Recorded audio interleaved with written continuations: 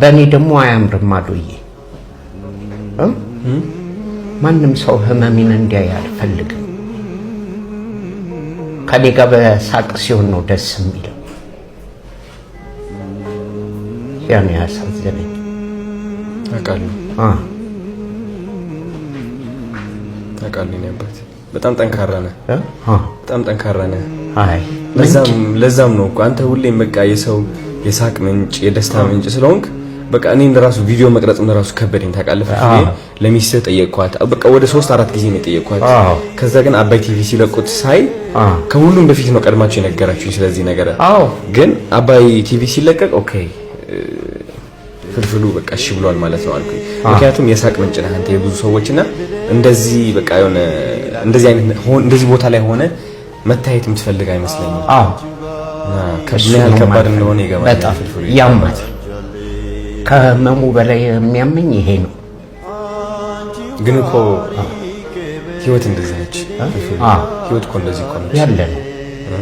ፈጣሪ ደግሞ አለ እነሳለሁ። እውነት አሁን ደግሞ እግዚአብሔር እንድታስተምር ፈልጎ ይሆናል።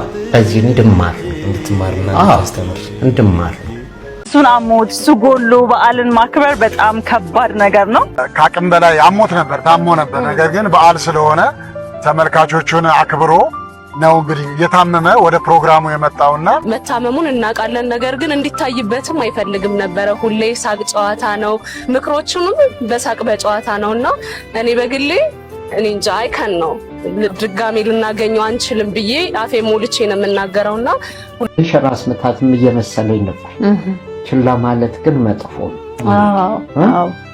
አዎ ልክ ነው። ከዛ በኋላ ነው እዚሁ ስመጣ ስትሮክ መሆኑን ያወቅኩት። ስትሮክ ነው ያሉህ? ከዛ በፊት እንዴት ነበር የጤና ሁኔታ? እንደው ቀድሞ የምታውቀው እንደው ትንሽ ነገር ስትሮክ ድንገተኛ ነው ግን እንደው ተያያዥ ህመሞች ከዛ በፊት ያሉ የለም። በቃ ይሄ ስትሮኩ ምንም ድንገተኛ ያዞረኝ። የዛን ቀንም በቃ እኮ አትምጣ ምናምን ብለውኝ፣ ግን ሰው ተሰብስቧል። ኦዲየንስም አለ፣ እንግዶችም ጋብዘን ነበር አይደል። ኮሜዲያን በረከት በቀለ ወይም ደግሞ ፍልፍሉ አሁን ሆስፒታል ይገኛል። እንግዲህ መታመሙን ደግሞ አባይ ቴሌቪዥን መግለጫ ሰጥቶ ነበር ማለት ነው። እንደሚታወቀው ኮሜዲያን ፍልፍሉ ብለን የምናውቀው ደግሞ በረከት በቀለ ለረጅም ጊዜ በኢትዮጵያ ውስጥ በኮሜዲ ስራዎች እጅግ በጣም ታዋቂና ዝነኛ ነው። ብዙ ኢትዮጵያውያኖች እብን ቋንቋን አማርኛውን ራሱ ሳይችሉ እሱን አይተው የሚስቁ ብዙ ሰዎች በሱ እንደሚዝናኑና ብዙ አድናቂዎች እንዳሉት እናውቃለን ማለት ነው። እንግዲህ ፍልፍሉ አሁን በዚህ ሰዓት ታሞ በስትሮክ በሽታ አልጋ ላይ ተኝቶ ይገኛልና የመላው ኢትዮጵያ ህዝብ ጸሎትን ይሻል ማለት ነው። እንግዲህ እንደሚታወቀው እሱ ከመታመሙ በፊት እንግዲህ ሆኑ የበዓል ዝግጅት ነበረ። በዚህ በዓል ዝግጅት ላይ እንግዲህ እየተዘጋጀ እያለና ትንሽ ህመም ይሰማው ነበረ። በይሄንን ህመም ግን ተቋቁሞ ብዙ ሰዎች እየጠበቁ ስለሆነ ኦዲየንሶች አሉ፣ ተመልካቾች አሉ፣ እንደዛም ደግሞ እንግዳዎችም ስለነበሩ ፕሮግራሙን ለመስራት ከጓደኞቹ ጋር እዚህ እየተሯሯጠ ነበር ማለት ነው። እንግዲህ ሩጫ ላይ ያለ ግን ይሄ ህመም ትንሽ ብሶበት ወደ ሆስፒታል ይሄዳል ማለት ነው። እሱ መጀመሪያ የማዞር ስሜት ነበረው። ነገር ግን ደግሞ ያን ያህልም ትኩረት ሰጥቶ ከባድ በሽታ ነው ብሎ አላሰበም። ግን መጨረሻ ሆስፒታል ሲደርስ በሽታው ስትሮክ ነው የተባለው ማለት ነው። እንግዲህ ጓደኞቹ እሱ አጠገብ ቁጭ ብለው አሁን እያጽናኑት ይገኛሉና ለቀረጻ ሲዘጋጅ የነበረውም እሱ ባለመኖሩ ጓደኞቹ እንዳዘኑ ሀሳባቸውን ገልጸዋልና እንደ ፍልፍሉ በኔ በኩልም እንደኔ ፍልፍሉን በጣም ነው የምወደውና ፍልፍሉ በጣም በቃ ኢትዮጵያ ውስጥ አሉ ከሚባሉ ኮሜዲያን ከሚያስቁ አንደኛ ላይ በመድብ ምንም እፍረት አይሆን በመክናቱ ብዙቻችን እንወደዋለን፣ በጣም ነው የምናከብረው። በቅርብ ጊዜ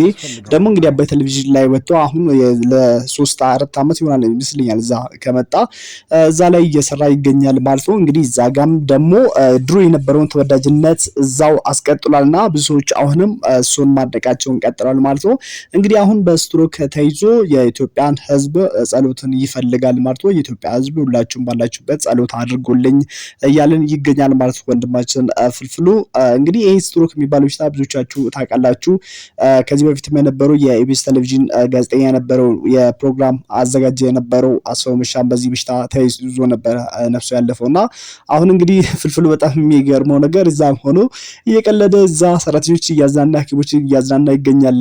እንግዲህ በሽታ ውስጥም ሆኖ እንግዲህ መቀለዱ ልማድ ሆኖበታልና እሱ ያልቀልድ ምሮ እንደማይችል ነው ብዙ ሰዎች ሀሳባቸውን በዚህ ጉዳይ እየሰጡ የሚገኙትና እንግዲህ ፈጣሪ ቶሎ ደግሞ ከዚህ በሽታ ያሽለው ለማለት ፈልጋለሁ። ከትናንትና ወዲያም ደግሞ እዛው አዶናይ እሱ ጋር በመገኘት እንግዲህ ሆስፒታል ሄዶ እሱን ጠይቆት ነበርና አዶናይ በሚጠይቅበት ሰዓት ግን ፍልፍሉ የተናገረው ነገር የብዙዎችን ቀልብ ስቧል። እንደዛው የብዙዎችን ልብ ደግሞ ንግግሩ ነክቷል ማለት ነው። እሱ እንዳለም ከሆነ እንግዲህ ከዚህ በፊት እኔ ብዙ ጊዜ የምታወቀው በሳቅ ነው፣ ስስቅ ስጫወት ሰዎችን ሳስቅ ነው።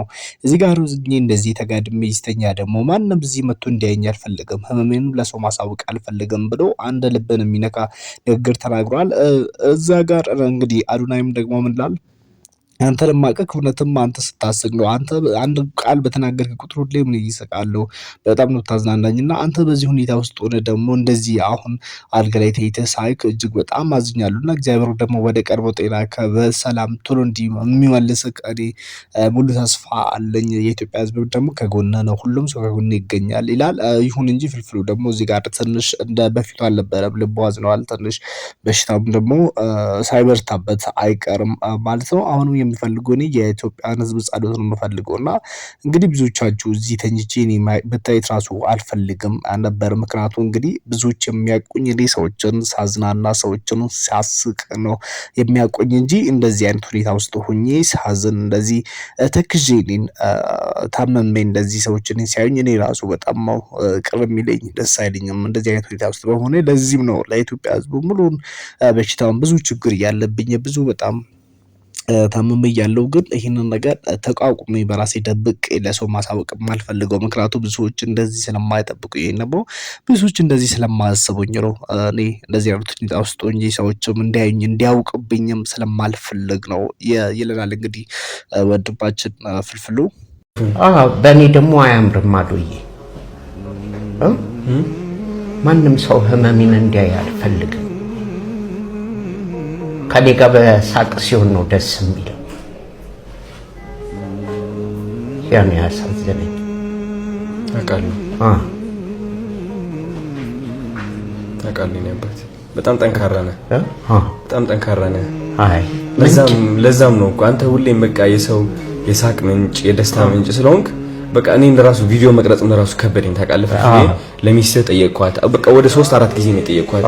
ከዛ ግን አባይ ቲቪ ሲለቁት ሳይ ከሁሉም በፊት ነው ቀድማችሁ የነገራችሁኝ ስለዚህ ነገር።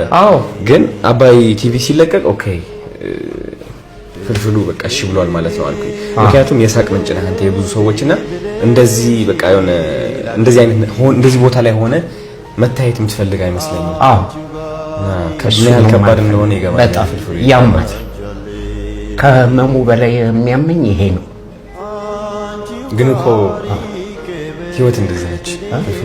ህይወት እኮ እንደዚህ እኮ ነች ያለ ነው። ፈጣሪ ደግሞ አለ እነሳለሁ።